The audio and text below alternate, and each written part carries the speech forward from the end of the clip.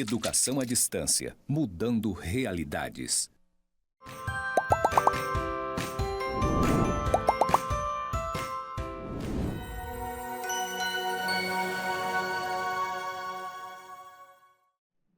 Saudações, pessoas! Sejam bem-vindos aos cursos do Instituto Federal de Educação, Ciência e Tecnologia de Rondônia, o IFRO, Campus Porto Velho, Zona Norte. Você está na Educação à Distância e eu sou a professora Anabela Barbosa. Juntinhos estamos na jornada de teorias do currículo e projeto político-pedagógico, ou projeto pedagógico, há controvérsias. Bom, vou iniciar com a minha audiodescrição. Eu sou uma mulher parda, de cabelos pretos, a tamanho médio, tenho 1,65 de altura, 42 anos, estou com um vestido preto, um vestido azul, né, talvez então um azul bem fechado, com uns coraçõezinhos brancos estampados. Ao fundo está a plotagem dos estúdios em tons verde, cinza, e à minha frente um púlpito de acrílico e à minha direita a nossa tela interativa. O meu sinal para a comunidade de Libras é Anabela. Nesse episódio, vamos conhecer as principais teorias a respeito do currículo.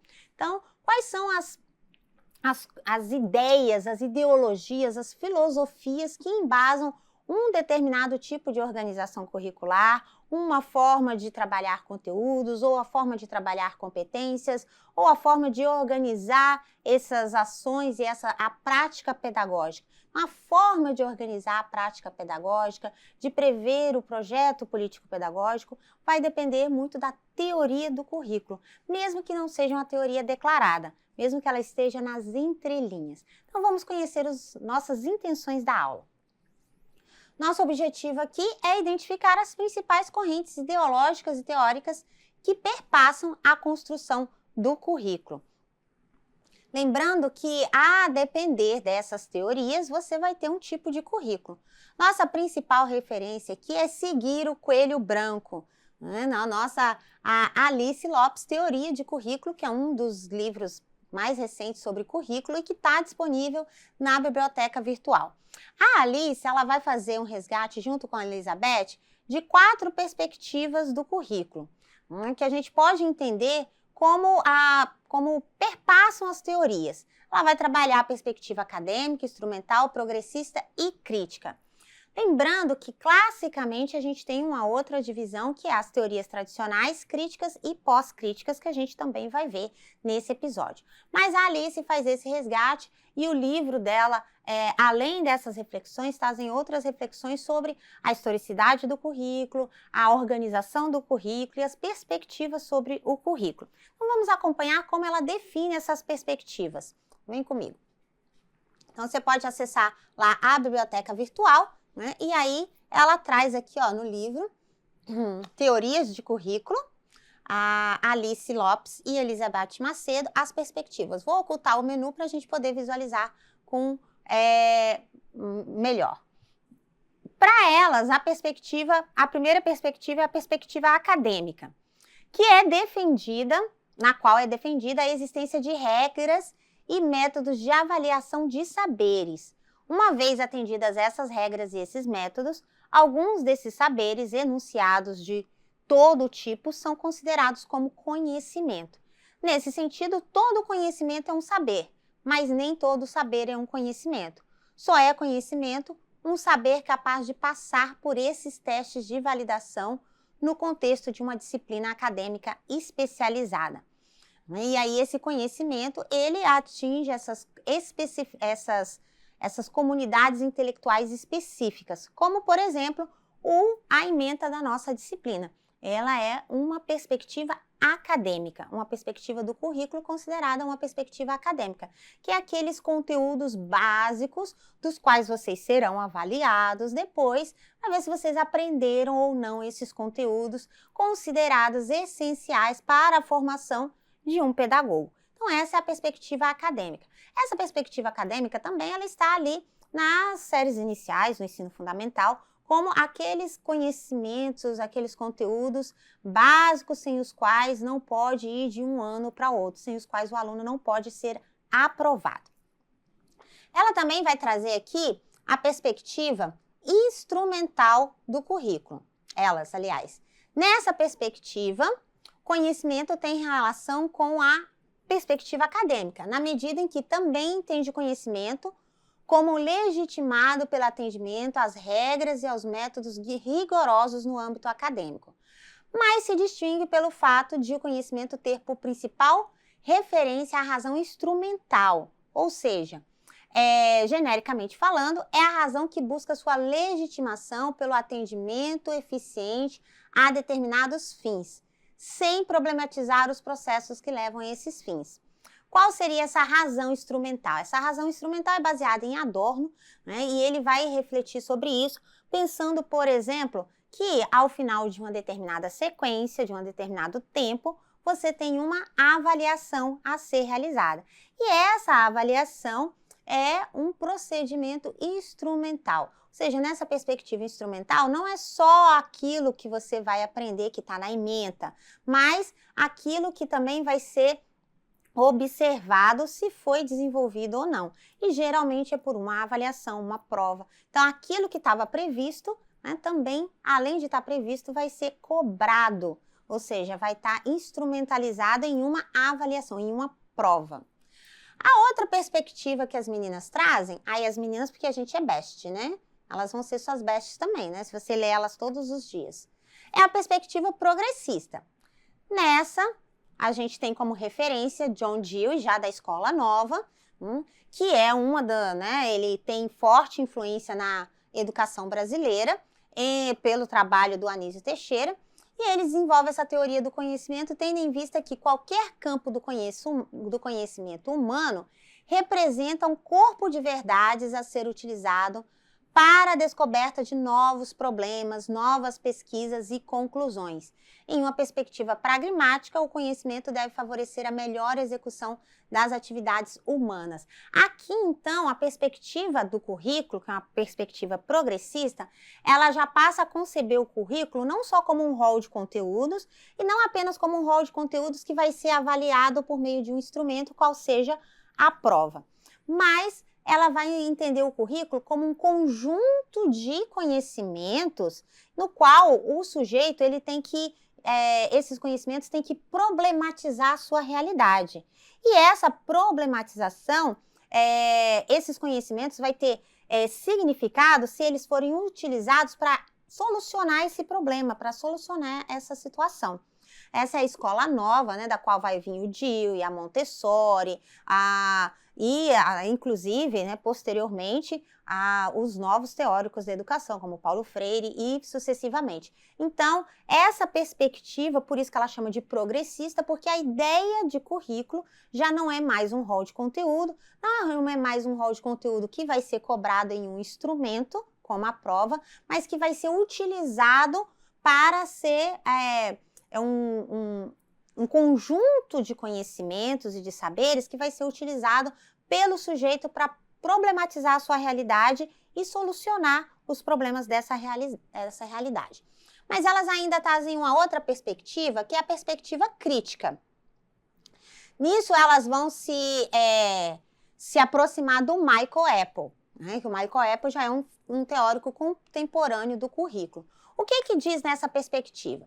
Nessa perspectiva de currículo, é uma denominação genérica para conjunto de autores, como eu falei, com bases teóricas bastante distintas, mas que se aproximam entre si pela forma como conectam o conhecimento com os interesses humanos, a hierarquia de classes e a distribuição de poder na sociedade, e a ideologia. Então, nessa perspectiva crítica, os teóricos como Michael Apple vão entender que Michael Apple, o Miguel Arroyo, do livro Currículo, Território em Disputa, o próprio Sacristã, vão ser teóricos dessa linha crítica, de que o currículo ele não deve ser entendido, aliás, ele é usado como um instrumento de poder em que as forças que dominam a sociedade decidem o que A ou o que B vão saber a respeito dos conhecimentos humanos, dos conhecimentos sociais, historicamente organizados, para que uma ou outra classe tenha acesso ou não a determinados conhecimentos e continue dominando ou seja dominado. Essa é a perspectiva crítica do currículo. Então, nessa perspectiva se encontram o Michael Apple, o Sacristan e o Miguel Arroyo. E o que eles entendem disso?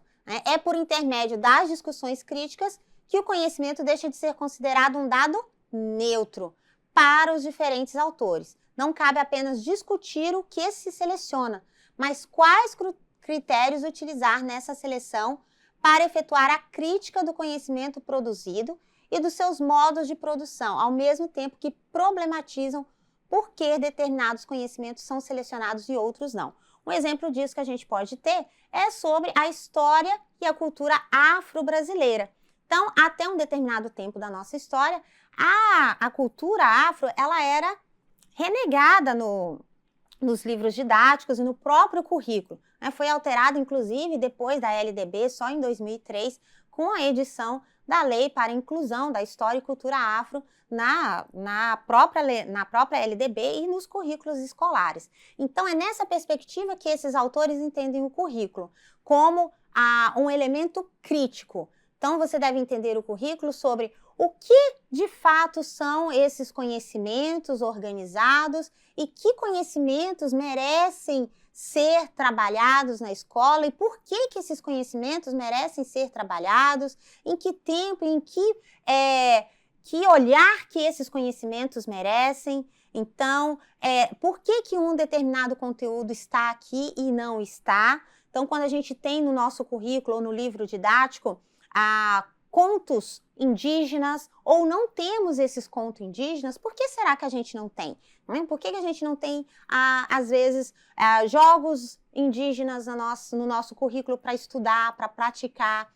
Porque toda essa organização compreende o currículo. Quando eu tenho a escolha de um determinado jogo para praticar na escola, essa é uma escolha curricular.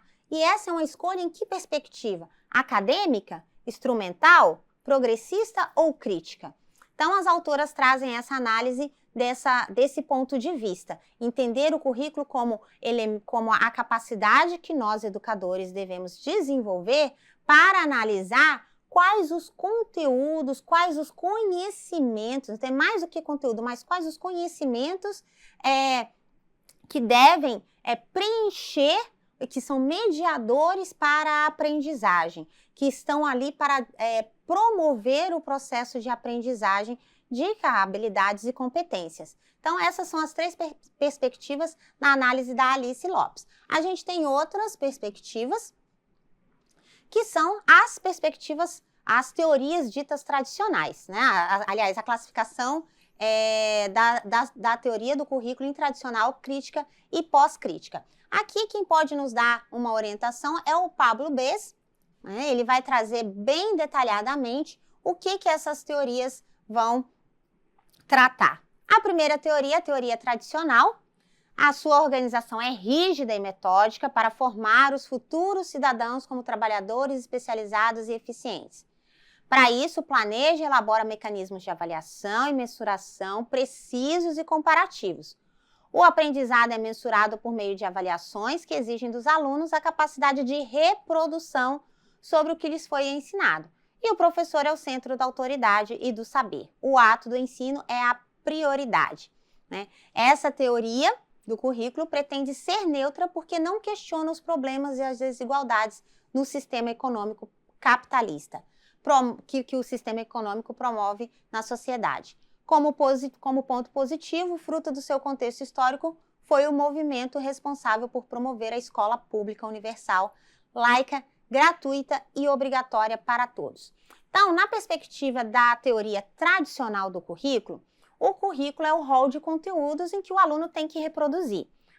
Um determinado grupo de pessoas da sociedade, os gestores da sociedade, entenderam que aqueles conteúdos são básicos e que eles precisam de aprender aqueles conteúdos, por exemplo, para realizar determinada função no supermercado, ou na escola, ou na fábrica, ou na indústria, ou na empresa, independente de onde seja, ele precisa daqueles conteúdos básicos.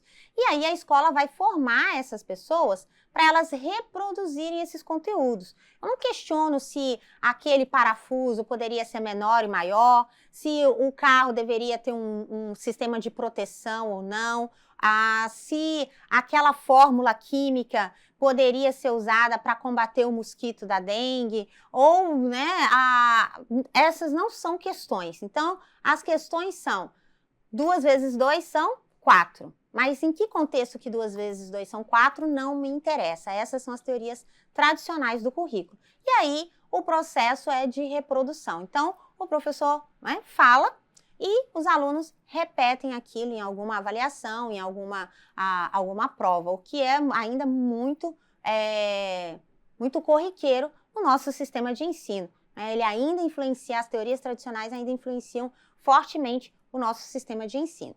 Aí, o Pablo Beza ainda vai dizer, né, que nós temos, além da teoria tradicional, a gente tem, né, a teoria crítica.